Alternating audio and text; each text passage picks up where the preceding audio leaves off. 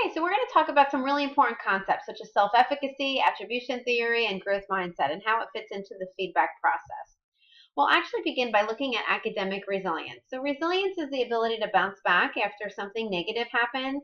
And in the academic arena, it's when students really run into some kind of roadblock or stumbling block when they're pursuing their academic goals. And for some of them, they're able to persist and continue on. And for others, they really just kind of withdraw and may not ever complete their academic goal. So the two variables that seem to really differentiate those two populations are one, having a positive mindset. Students who are hopeful and optimistic about the future are much more likely to persevere.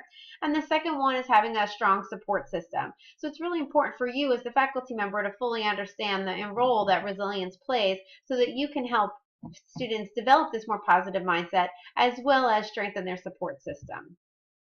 So let me share this research study that was done with you by Lynch. And basically in this study, as you can see, there were approximately 500 students who were both freshmen and upper level students, and they completed a variety of questionnaires.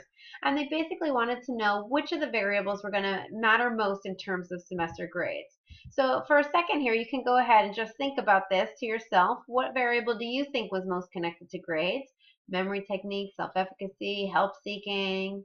Give you just a second to think about that. Okay, now I'm going to go ahead and share the results with you. Self-efficacy was actually the only variable from that list that was significantly related to grades. And it wasn't just for the first year students, but also for the upper level students as well. So really there's a lot of research evidence out there that self-efficacy plays a really strong role in determining whether or not students meet with success. And the key person here is Bandura. He really is the king of self-efficacy. And in much of his work, he talks about how self-efficacy plays a significant role in the kinds of goals that students set. So are they setting higher goals? If they believe in themselves, they will stretch themselves. Also the actions that they take, of course, the amount of effort that they put forward, and that key issue of persistence, even when encountering setbacks or failures. So self-efficacy really does play a huge role in whether or not students will meet with success. So it begins with students taking risks and having the courage to try something new, because if a student hasn't ever, taken a class in a new subject, then they don't know whether or not that they will be successful. So the idea here is that students need to have the courage to take a risk, and we should encourage them to go ahead and stretch themselves a bit while they're in college. Well, now, as a faculty member, we actually get to help students create successful experiences because we get to determine what the assignments are, and we also get to determine what level of support we're going to provide. So by providing students with assignments that are challenging, but also giving them layers of support, we can really maximize their success and build their self-efficacy and higher levels of confidence. It's a really great way for us to impact students in a positive way. So I wanted just to share a couple classic studies with you because they really do speak to the power of mindset. And this particular one was done by Rosenthal, and it had to do with our expectations as a teacher. And you can see here, basically Rosenthal wanted to know, do our teacher expectations impact student performance?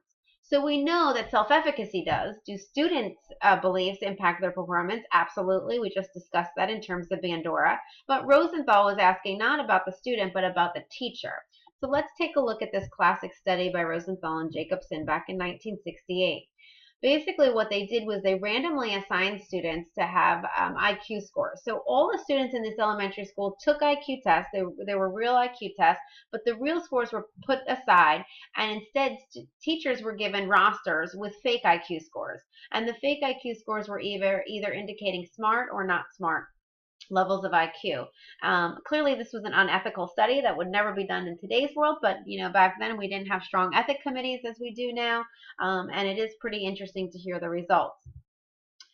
And as you can see here, students in the smart group actually did better than those in the not smart group. Now, of course, that is just having to do with the teacher expectations. The students didn't know their IQ scores, the parents didn't know the IQ scores, so just how a teacher thinks of a student really does impact their level of achievement.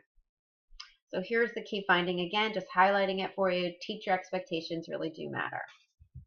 Now, they went on even a little bit of a step further, and if you know psychologists, they like to do a lot of different studies with rats and mazes, and the grad students had to do the studies with these rats. And what they did is they randomly assigned rats either being from a fast learning litter or a slow learning litter. Now, there was nothing different about the rats. but the grad assistants were told that, and it was randomly done. And they had to teach them how to run through a maze. Now wait till you see the results of this.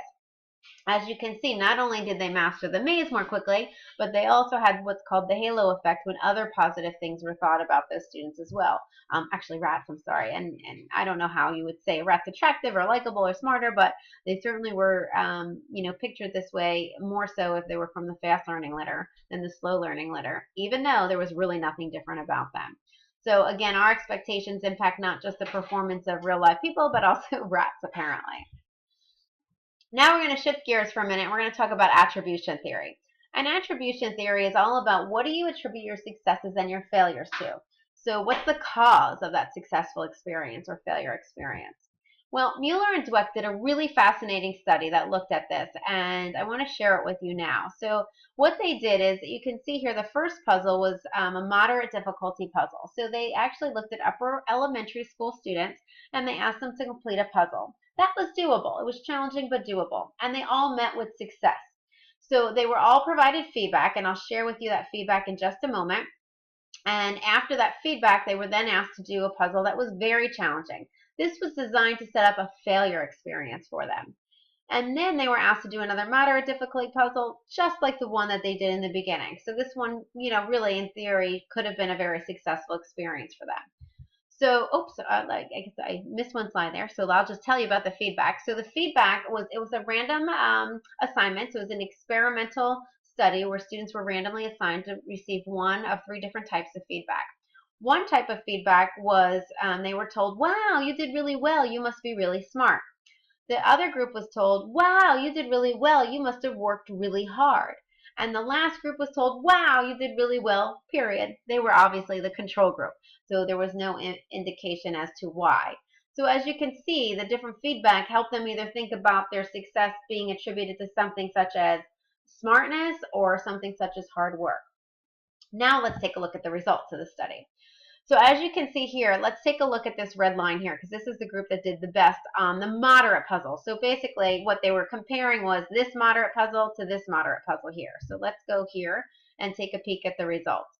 And you can see the effort group, those who were told that wow, you did well, you must have worked really hard, was the effort group. So what do you think happened when they had that failure experience in the middle? They probably said, wow, I guess I didn't work hard enough. I'm going to roll up my sleeves, get busy, and boy, did that pay off. That went really well.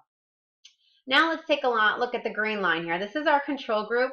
This is really not that big of a difference. I call this not refrigerator material. You don't need to go hang this up on the fridge. Nothing to be proud of. Not a statistically significant difference from point A and point B. Just a little bit of practice at puzzles probably made them do better as the day went on. But now let's take a look at the last group. The last group was the ability group. And not only did they not do as well as the effort group, but they actually performed worse. So this was problematic. What do you think they told themselves in the middle? Well, they probably said, wow, I guess I must not be very smart. And for many people, they view smartness as a variable that's not changeable and nothing I can do about it. So they probably threw in the towel and said, there's not much I can do about it, so I'm not going to really try that hard on the next puzzle, even though that next puzzle was definitely within their ability level. So as you can see here, there's a recap of the key findings of this study. Not only did students in the ability group solve less puzzles correctly, but they also had no interest in persisting, did not find the task enjoyable either. So really had a negative impact. So we want to avoid giving feedback that's based on smartness. That is not a good good way to go. The research really shows us that can backfire and have a negative impact on students. So the application to college, what do we do with this information? Well, it's really important for us as faculty to help students attribute any mistakes that happen to something that's internal and changeable. So something they feel like they can do something about. For example, effort. So instead of it being about the test or the situation, it has to be more about what strategies did they use, how much time did they put in, things that they can do something about. Now, it's really important that we don't tell students to try harder, because in many cases, students have tried quite hard. They really have put forth a lot of effort. We might instead want to tell them to try differently, because maybe they spent a gazillion hours studying for an exam and still failed. Well, they might not have been using the most effective research-based strategies. So instead, we want to help them study, in a more productive way rather than just studying more.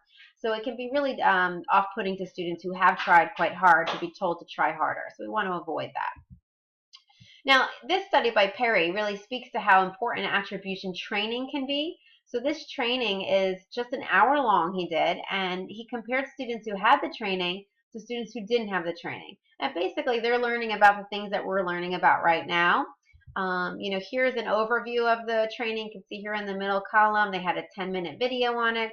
And basically, students focus on how you could improve your performance by focusing on what is within your control.